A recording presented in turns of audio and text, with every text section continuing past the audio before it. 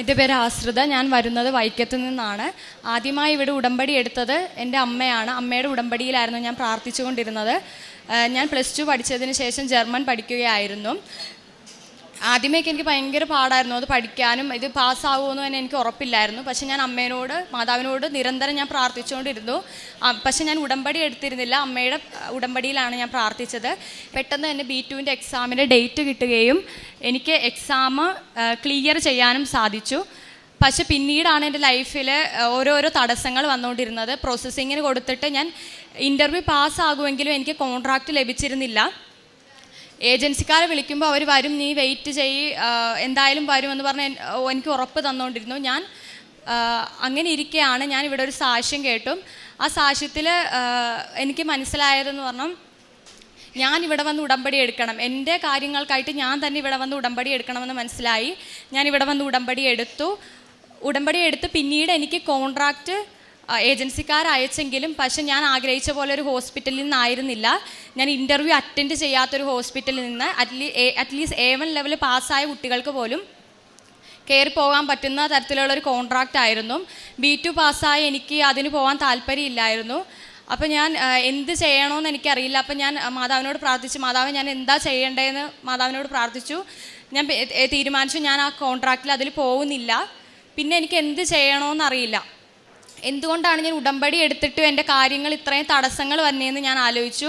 അപ്പോൾ എനിക്ക് മനസ്സിലായി. ഞാനിവിടെ ജോസഫ് അച്ഛൻ്റെ ധ്യാനത്തിൽ കേട്ടു പത്രപ്രേക്ഷിത പ്രവർത്തനത്തെക്കുറിച്ച്. എനിക്ക് പത്രം കൊടുക്കാൻ ഭയങ്കര മടിയായിരുന്നു. ഞാൻ കൊടുക്കില്ലായിരുന്നു. വീട്ടിൽ തന്നെ ഞാൻ വെക്കും. ഞാൻ പത്രം കൊടുക്കത്തേ ഇല്ലായിരുന്നു. അങ്ങനെയൊക്കെ ഞാൻ പിന്നീട് ഉടനെ തന്നെ വന്ന് ഉടമ്പടി പുതുക്കി കഴിഞ്ഞിട്ട് ഞാൻ എൻ്റെ പത്രം പിറ്റേ ദിവസം തന്നെ ജനറൽ ഹോസ്പിറ്റലിലും ബസ് സ്റ്റോപ്പുകളിൽ ഞാൻ കൊടുത്തു. വെറുതെ ഞാൻ കൊടുത്തില്ല. ഓരോരുത്തരോടും മാതാവിനെയും ഈശോനെയും കൃപാസനത്തെയും ഇവിടുത്തെ ഉടമ്പടിയെക്കുറിച്ച് ഞാൻ എല്ലാം പറഞ്ഞാണ് അവർക്ക് ഞാൻ കൊടുത്തത്.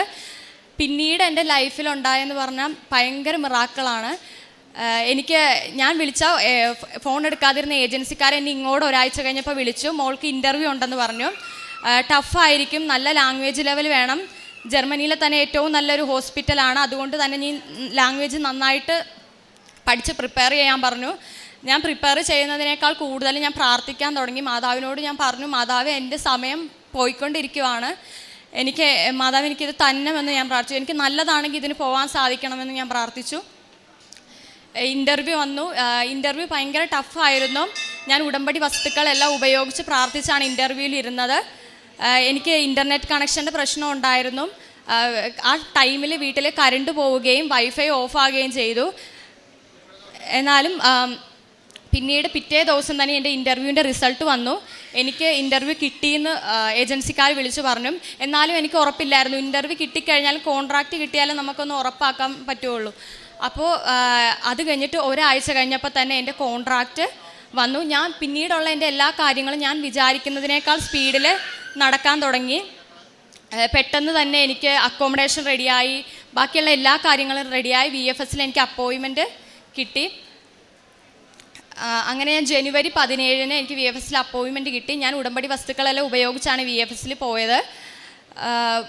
വിസക്ക് അപ്ലൈ ചെയ്തു. 8 ദിവസം കഴിഞ്ഞപ്പോൾ എനിക്ക് വിസ ഡിസ്പാച്ചായി. എനിക്ക് വിശ്വാസം ഉണ്ടായിരുന്നു എനിക്കിത് കിട്ടുമെന്ന്, എനിക്ക് മാതാവ് തരുമെന്ന് എനിക്ക് ഉറപ്പായിരുന്നു. അങ്ങനെ എനിക്ക് വിസ ലഭിച്ചു. എനിക്ക് ഏപ്രിൽ 1 ഞാൻ ജർമ്മനിക്ക് പോകുവാണ്. ഇത്രയും അനുഗ്രഹങ്ങൾ നൽകിയ മാതാവിന് ഈശോയ്ക്ക് ഞാൻ നന്ദി പറയുന്നു. ജർമ്മനിയിലെ തന്നെ ഏറ്റവും നല്ലൊരു ഹോസ്പിറ്റലിൻ്റെ കീഴിലാണ് ഞാൻ നേഴ്സിംഗ് പഠിക്കാൻ പോകുന്നത്. ഉയർന്ന സ്റ്റൈഫൻഡോട് കൂടി പഠിക്കാനുള്ള അനുഗ്രഹം മാതാവ് എനിക്ക് നൽകി. പ്രേക്ഷിത പ്രവർത്തനമായിട്ട് ഞാൻ ചെയ്യുന്നത് പത്രങ്ങൾ ഇപ്പോൾ എല്ലാം പുതുക്കുമ്പോൾ എല്ലാ പത്രങ്ങളും ഞാൻ കൊണ്ടുപോയി കൊടുക്കാറുണ്ട്. എൻ്റെ ഫ്രണ്ട്സിനെ ഞാൻ ഇവിടെ കൊണ്ടുവന്ന് ഉടമ്പടി എടുപ്പിക്കും. അവർക്ക് എന്തെങ്കിലുമൊക്കെ ജർമ്മൻ പഠിക്കുന്ന ഫ്രണ്ട്സിന് തന്നെ അവർക്ക് എന്തെങ്കിലും ബുദ്ധിമുട്ടുണ്ടെങ്കിൽ ഞാൻ അവരോട് പറയും ഇവിടെ വന്ന് ഉടമ്പടി എടുക്കുക. അപ്പോൾ അവർ 2 പേരെ എനിക്കിവിടെ കൊണ്ടുവരാനും സാധിച്ചിട്ടുണ്ട്.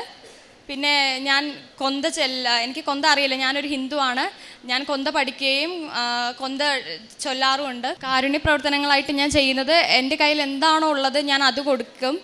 വീട്ടിലെ ഇപ്പോൾ ഓൾഡ് ഏജ് ഹോമിൽ നിന്നൊക്കെ എന്തെങ്കിലും ഒരു ഇതിന് വരികയാണെങ്കിലും ഞാൻ എൻ്റെ കയ്യിൽ എന്താണോ ഉള്ളത് ആ പൈസ വീട്ടിൽ നിന്ന് കൊടുക്കാറുണ്ട്. 2 വർഷമായിട്ടാണ് ഞാൻ ഇതിനു വേണ്ടി ട്രൈ ചെയ്യുന്നത്. 1 വർഷം തന്നെ എക്സാം ഇതെല്ലാം ആയിട്ട് പോയി. പിന്നെ 1 വർഷത്തോളമായി എനിക്ക് പ്രോസസ്സിങ്. ഏജൻസിക്കാർ അത്രയും ഇങ്ങനെ ലാഗാക്കിക്കൊണ്ടിരിക്കുകയാണ്. പിന്നീടാണ് ഉടമ്പടി എടുത്ത് ഞാൻ പത്രമൊക്കെ കൊടുത്ത് എല്ലാ കാര്യങ്ങളും കൃത്യമായിട്ട് ചെയ്യാൻ തുടങ്ങിയപ്പോൾ എൻ്റെ ഉടമ്പടിയിൽ മാതാവ് ഞാൻ എഴുതിയ എല്ലാ നിയമങ്ങളും എനിക്ക് സഹായിച്ചു തന്നു. പ്രധാനമായിട്ടും ഞാൻ എൻ്റെ ജർമ്മൻ പഠനത്തും തുടർന്നുള്ള പ്രോസസ്സിങ്ങും വിദേശത്ത് പോകാനും വേണ്ടിയാണ് നിയോഗങ്ങൾ വെച്ചത്. സങ്കീർത്തനം 32:8 ഞാൻ നിന്നെ ഉപദേശിക്കാം, നീ നടക്കേണ്ട വഴി കാണിച്ചു തരാം, ഞാൻ നിന്റെ മേൽ ദൃഷ്ടി ഉറപ്പിച്ച് നിന്നെ ഉപദേശിക്കാം. തനിക്ക് ജർമ്മനിക്ക് പോകുന്നതിനുണ്ടായിരുന്ന ആ തടസ്സങ്ങൾ നീങ്ങി താൻ ഉടനെ ജർമ്മനിക്ക് പോകുവാനായിട്ട് തയ്യാറായി. തൻ്റെ ഉടമ്പടി ജീവിതത്തിലൂടെ തനിക്കതിനുള്ള വഴി തുറന്നതിൻ്റെ അനുഭവങ്ങൾ പങ്കുവയ്ക്കുന്നു. ആദ്യമേ തൻ്റെ അമ്മ ഉടമ്പടി എടുത്തിരുന്നു. അമ്മയുടെ ഉടമ്പടിയിൽ താൻ പ്രാർത്ഥിച്ചുകൊണ്ടേയിരുന്നു. എന്നിട്ടും തനിക്ക് പോകുന്നതിനുള്ള വഴികളൊന്നും തുറക്കാതെ വരുമ്പോൾ ഈ മകൾ തന്നെ തീരുമാനമെടുത്തു, ഞാൻ തന്നെ പോയി ഉടമ്പടി എടുക്കണം. അങ്ങനെ ഇവിടെ വന്ന് ഉടമ്പടി എടുത്ത് പിന്നീട് എങ്ങനെയാണ് 2 വർഷമായിട്ട് താൻ കാത്തിരുന്ന, അതായത് പ്രോസസ്സിങ് നടന്നിട്ട് തൻ്റെ പ്രോസസ്സിങ്ങിനൊന്നും സ്പീഡില്ല, അതുപോലെ തടസ്സങ്ങൾ ഒന്നിനു പുറകെ ഒന്നായിട്ട് വരുന്നു. ഇങ്ങനെയുള്ള ഒരവസരത്തിലാണ് ഉടമ്പടിയിലൂടെ പിന്നീട് തനിക്ക് എത്രമാത്രം സ്പീഡപ്പിലാണ് പിന്നീട് കാര്യങ്ങൾ ക്രമീകരിക്കപ്പെട്ടത്. അതുതന്നെയാണ് ടൈം ഷോർട്ടനിങ് എന്ന് ഉടമ്പടിയിൽ പ്രധാനപ്പെട്ട ഒരു ഘടകമായിട്ട് നാം ഇവിടെ കാണുക. അങ്ങനെ തനിക്ക് ലഭിച്ചതിന് ഈ മകൾ നന്ദി അർപ്പിക്കുമ്പോൾ തൻ്റെ ജീവിതത്തിൽ പ്രേക്ഷിത പ്രവർത്തനം അത് താനൊന്നും ചെയ്യില്ലായിരുന്നു. അത് മനസ്സിലാക്കുകയാണ്. ഇത് ഇങ്ങനെ പോയാൽ പോരാ. ബഹുമാനപ്പെട്ട VP ജോസഫ് അച്ഛൻ്റെ ഉടമ്പടി ധ്യാനത്തിലൂടെ അത് തനിക്ക് വ്യക്തമായി. പിന്നീട് താൻ കൃപാസന പത്രം കൊടുക്കുമ്പോൾ അത് വെറുതെ അല്ല കൊടുക്കുന്നത്, ഞാൻ എല്ലാവർക്കും കൊണ്ടു നടന്ന് കൊടുക്കും. പരിശുദ്ധ അമ്മയെക്കുറിച്ച്, ഈശോയെക്കുറിച്ച്, കൃപാസനത്തെക്കുറിച്ച് ഞാൻ പറഞ്ഞു കൊടുക്കും. ഇതാണ് സ്റ്റാറ്റസ് ഡി പ്രൊമോഷൻ. അതായത് ഒരു ചമ്മലായിരുന്നു തനിക്ക് ആദ്യമേ കൃപാസന പത്രം കൊടുക്കുവാൻ. എന്നാൽ പിന്നീട് തൻ്റെ കൂട്ടുകാരോടൊക്കെ താൻ അറിഞ്ഞ കർത്താവിനെക്കുറിച്ച് പറയുവാൻ ഈ മകൾക്ക് മടി തോന്നിയില്ല, മടിച്ചില്ല.